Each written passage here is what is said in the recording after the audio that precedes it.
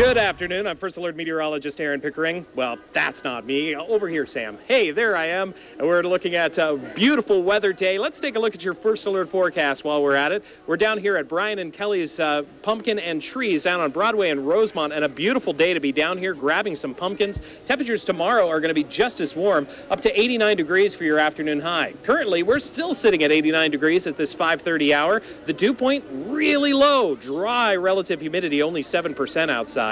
And look at that. Temperatures around southern Arizona still very warm, up into the mid and lower 80s, depending on where you are. 82 degrees currently in Sierra Vista. Mostly clear skies all across Arizona, and that's holding true for all of California, Nevada, and Utah as well. But a change is on the way. See that swirl off the California coastline? That's a storm system moving in toward northern California. It looks like it's only going to deliver a couple of high clouds here and there to parts of Arizona, and most of it is going to northern Arizona. Here's our jet stream map. You can see that swirl moving up toward northern California over the next 36 hours. It's really going to impact Oregon and Washington and move away from us here in Arizona. Cool temperatures across the Midwest. Look at that, 38 degrees in Sioux Falls. Right now, Minneapolis at 39, and they even received some snow today. A storm system moving in through Minnesota, Wisconsin, and even Michigan, bringing some snow and very fierce winds, up to 40-mile-an-hour winds off of Lake Michigan onto the western side of Michigan. Overnight tonight for us here in Arizona, we're going to see those temperatures drop into the cool category. Not cold, but cool, upper 40s for the most part, unless you're in Tucson. 59 degrees overnight for us. 87 degrees for your high in Nogales, 88 Rio Rico. Daytime highs only reaching 78 degrees in Bisbee, but up to 85 degrees in Douglas. Wow, another warm one on the way for Monday, but we are going to see a bit of a cool down as we move through the next 7 days. Not much of one. We're going to be back into the mid-80s as we head toward your Halloween. Look at that, 84 degrees on Friday, so trick-or-treating shouldn't be too bad, but it is going to get chilly at night, so the operative word here is dress in layers.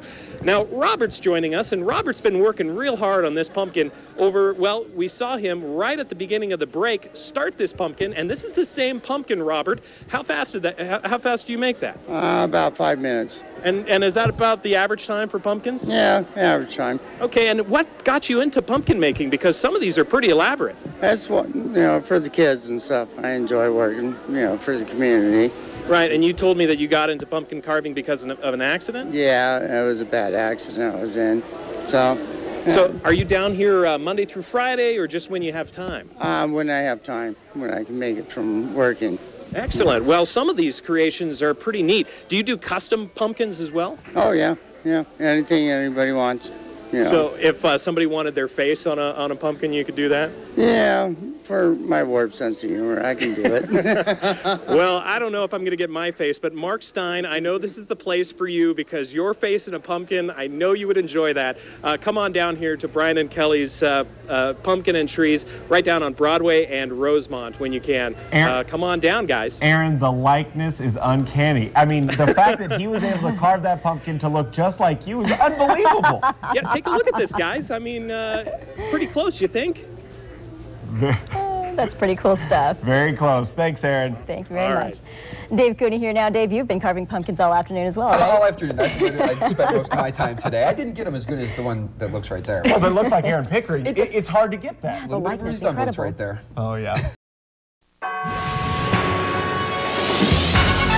Good evening, everyone. I'm First Alert Meteorologist Aaron Pickering. We have a lot to talk about. Heavy rain came through this morning, and that heavy rain, well, it really filled up the rain buckets. Look at that. Tucson Airport, 72/100 of an inch, and it's still raining right now. Bisbee, 12/100 of an inch of rain. Downtown Tucson near the U of A, about 59/100 of an inch. This is actually our first real significant rainfall of the year. Reddington Pass area, around 75/100 of an inch of rain. Snowfall, we're going to take you up to Mount Lemmon, 11 to 14 inches reported so far, and still snowing. Sunrise Park Resort, 16 to 18 inches. Sierra Vista, nearly an inch of snow. Out there, traffic is moving along, but it's a bit slick out there because of some of that rain that's falling. It's been falling in spots here and there, so you're just going to have to watch out for that as you commute on home. As always, you can go online 24 hours a day and check out our traffic cams anytime you want.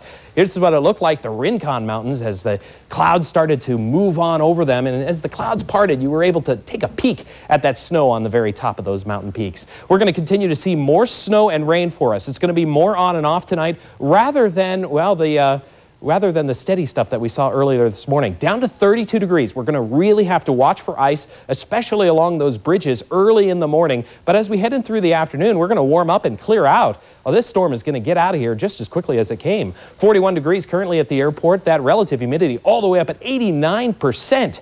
So we're going to continue to see very likely chances of more showers and more rain throughout the rest of the afternoon. Here's that upper level low. It's somewhat difficult to see on this map, but you can really see that pole of moisture from the south as that push through, the initial push through. That low is still tracking right over the top of us, and underneath that low, that's where we see the coldest air. So as this whole thing moves off to the east, well, we're going to see a very chilly morning get left behind, and we're going to clear out by tomorrow afternoon. Here's how our computer models look at all of this. The snow and rain sitting over the top of us this afternoon, but as we move through the rest of the evening and into the early morning hours, that's when most of the clouds and rain pushes out. We will still continue to see some snow, especially up in areas like Hannigan Meadow throughout the night tonight. Let's take a look at some of our temperatures. It is going to be chilly.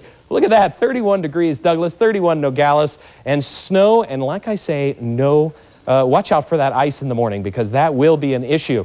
Temperatures in the daytime only creeping up into the mid and upper 50s. The higher elevations are going to see those temperatures only make it into the low 50s, only 51 degrees for you in Bisbee, but those clouds again parting, and we've got a lot of big events coming into town. This event, one of them is the rodeo, which is kicking off tomorrow, and we're going to see those temperatures at least recover a little bit. The snow in many places, especially in the lower elevations like Oracle, Catalina, it should melt away pretty quickly once the sun comes up tomorrow. So enjoy it now. Get out there and enjoy it because it is fun to see, isn't it? And we've been seeing lots of viewer views. If you have those, feel free to send them in to us at KOLD.com. We'll get them at least onto the website and try to get them onto the air as fast as we can. All right, temperatures will be warming up through the weekend into the 70s by President's Day. And then another shot at rain, just a real slight shot at this point, Wednesday and Thursday. So this is a fun day for us. We're going to continue to add up those rain and snow totals for you throughout the rest of the day. Okay. Kind of breaks it up. It certainly does. Thanks, yes. Aaron. Good, Aaron. Hello, everyone. I'm First Alert Meteorologist Aaron Pickering. We'll get you back to programming in just a moment. We want to get you up to date on what's going on with this storm as it's moving through town. This is a live look from our traffic camera at Congress Street. This is Interstate 10 at Congress. Rain falling heavily in the Midtown area, and you can see traffic moving along okay, but the water is definitely ponding on the freeway and the roadways around it. So you have ponding on the roadways, and on First Alert Doppler Live, we also have heavy rain across all of the west side of the city and the Midtown area at this hour. This is all moving down to the south and west at about 5 miles an hour, very, very slowly, causing flooding. That has prompted the National Weather Service to issue a flash flood warning until 10:30 tonight. Not only that, but over an inch of rain has fallen at the CDO near Ina Road, and that has caused, well, look at this, a rise in the CDO. It went from, well, no water in it to over 2.5 feet of water in it in just a matter of about 5 minutes. So this is a dangerous situation, and we're going to keep you updated right here at KOLD News 13. We'll wrap it all up for you in about a half an hour.